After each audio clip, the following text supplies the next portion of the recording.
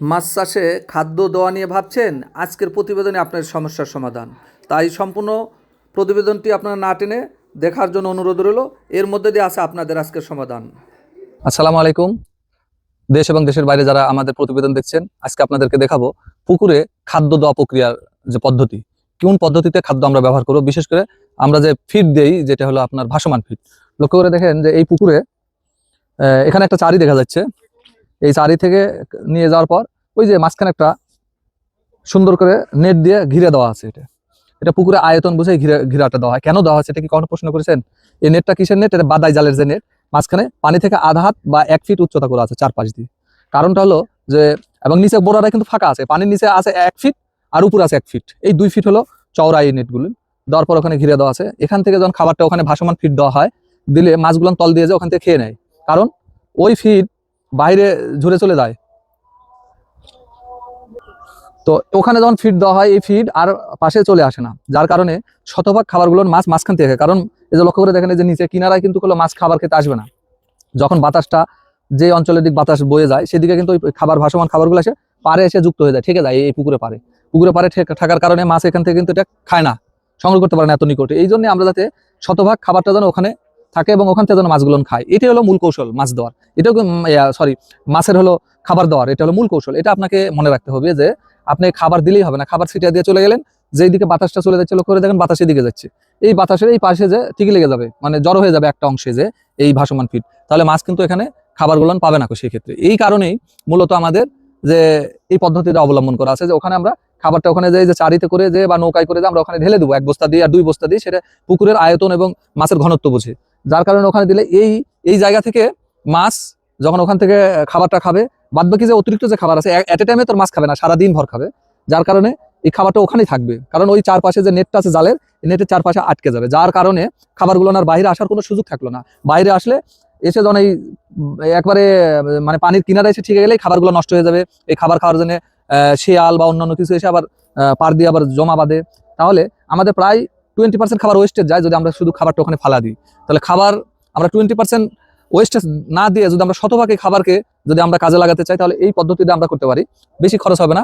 এটা হলো আপনার বাদাই জাল, যেটাকে বলা হয়। এই জাল দিয়ে সুন্দর করে আপনার পুকুরের মাঝখানে এই পদ্ধতিটা অবলম্বন করবেন। করলে কি হবে, খাবারটা ওখানে দিলে শতভাগ খাবারই আমার চাষি ভাইয়ের পুকুরের জন্য কার্যকারিতা। এটা শুধু ভাসমান ফিডের জন্য এই পদ্ধতিটা অবলম্বন করা যায়, কারণ ডোবা ফিডের জন্য এটা প্রয়োজন হয় না। ডোবা ফিড আমরা দিলে তো মাটিতে চলে যায়, এটা ডুবে। তারপরে আপনার ন্যাচারাল যে খাবার দিয়ে খোল, গুঁড়া, রাইস ব্যান, ভুসি, সেটাও কিন্তু আমরা এরকম চারিতে, যে চারি লক্ষ্য করছেন, চারিতে ভিজানোর পর চারি থেকে আমরা গোটা পুকুরে হয়তো ছিটিয়ে দিয়ে দিলাম। কিন্তু ভাসমান ফিড কি করে দিবেন? ভাসমান ফিড তো দেওয়া মাত্র এটা ভেসে থাকে, আর ভেসে থাকার কারণে বাতাস যে দিক থেকে যায় তার বিপরীত দিকে চলে যায়, যাওয়ার পরে ওই খাবারটা একেবারে কিনারে যা ঠেকে যায়, যার কারণে হয়তো মাছ পাচ্ছে 50% আর 50% বাতাস যে চলে যাচ্ছে, যাওয়ার পরে এই খাবারটা নষ্ট হয়ে যাচ্ছে। তাই খাবার দেওয়ার পরেও দেওয়ার পদ্ধতিটাও আমাদেরকে জানতে হবে, তাহলে এতে করে আমাদের ওয়েস্টেজ হবে না, এখান থেকে আমরা অনেক খরচ সাশ্রয় হবো। এই পদ্ধতিগুলো আমাদের অনেক, এটা হাতে কলমে, এটা প্র্যাকটিক্যাল না দেখলে আপনারা বুঝতে পারবেন না। আসলে সবকিছু তো বই পুস্তক এবং কলেজ ইউনিভার্সিটিতে পাওয়া যাবে না।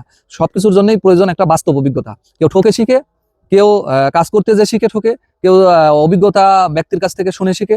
তা আমরা যে ঠকেছি, আমরা যে বিগত দিনে যখন শুরু করেছিলাম তখন আমাদের অনেক ভুল ছিল। এই ভুল থেকেই যারা আজকে নতুন উদ্যোক্তা আছেন তাদের জন্য এটা একটা খুবই গুরুত্বপূর্ণ একটা মানে পাঠশালা আমি বলতে পারি, যে আমরা যে ভুলগুলো করছি আপনাদের ভুল হওয়ার সুযোগ নাই। নতুন একজন উদ্যোক্তা ভাই আপনি এখন শুরু করতে চাচ্ছেন, করেন। করার আগে আপনি খাবার পদ্ধতিটা আপনি জানেন, যে আপনি যখন ফিড দিবেন, ফিড দিতে গেলে আপনাকে কোন পদ্ধতিতে আপনি খাবারগুলো দিবেন, কারণ পদ্ধতিটা খুবই গুরুত্বপূর্ণ জিনিস। তো আজকের এই প্রতিবেদনে যারা আমাদের এই প্রোগ্রামটি দেখলেন, দেখার পর আপনারা চিন্তা করে দেখুন যে এই প্রোগ্রামটা আপনাদের শুধু শিক্ষামূলক প্রোগ্রামটা আমি দিলাম, এটা একটা পাঠশালা, আমার অভিজ্ঞতা আমি শেয়ার করলাম জাস্ট। এই জায়গা থেকে যারা এরকম উদ্যোগ গ্রহণ করেন নাই তারা গ্রহণ করার সুযোগ পাবেন। তারপরে যারা আবার নতুন উদ্যোগ নিতে চাচ্ছেন, যারা পুকুর নিয়ে আবার মাছ চাষ করতে চাচ্ছেন, তারা এই পদ্ধতিতে যদি খাবার দেন, সেই ক্ষেত্রে আপনার খাবার খুবই কম লাগবে। অনেকে বলে যে আমি এত খাবার দিলাম, খাদ্যের এফসিআর কন্ট্রোল করলাম, অথচ মাছের রেজাল্ট হয়নি। মাছের রেজাল্ট হবে না তো, কারণ আপনি একটা চিন্তা করে দেখেন, আমরা যখন খাবার খাই তখন মুখে খাই, এই খাবারটা যদি আমরা পেটে ডাইরেক্ট যদি এখানে ঠেলি, এই পেটে পেটে তো খাবার ঢুকবে না, কারণ ওটা ওয়েট হলো মুখটা। প্রত্যেকটা জায়গার একটা জায়গা লাগে, এই জন্য শিকার ক্ষেত্রগুলো আলাদা আলাদা। তাহলে পুকুরের যে মাছগুলো খাবে, সে তো পুকুরের কিনারে এসে মাছ খাবে না, এটা আপনাকে মাথায় রাখতে হবে। কারণটা হলো মাছ খাওয়ার যে একটা পরিপক্ক একটা জায়গা নির্বাচন করতে হবে, আপনি কোন জায়গাতে মাছগুলো খাবার দিচ্ছেন। ঠিক পুকুর থেকে 10 থেকে 15 ফিট দূরত্বে আপনাকে এই এই এই সিস্টেমে আপনাকে খাবারের একটা প্রক্রিয়া তৈরি করতে হবে। এটা এটা আপনাকে নিজস্ব, এটা আমরা চারকোনা করছি, এটা আপনি গোলাকৃতি করতে পারেন, লম্বা আকৃতি করতে পারেন, এটা আপনার পুকুরের পরিবেশ বুঝে আপনি করবেন। এটা হলো নীল কালারের যে বাদাই জাল আছে, এই জাল দিয়ে করলে এটা সম্ভব। এটা হলো খাদ্য প্রক্রিয়া নিয়ে আপনার সাথে কথা বললাম। এই পর্যন্তই আমাদের এই প্রোগ্রাম প্রতিবেদনটি আপনারা দেখার পর আমাদের কমেন্টে আপনাদের পরামর্শ আমাদেরকে দিবেন, আমরা দেবো। এতে করে কি হবে, আরো নতুন উদ্যোক্তা বা যারা পুরাতন উদ্যোক্তা আছেন তারা এখান থেকে অনেক কিছু শেখার আছে এখানে।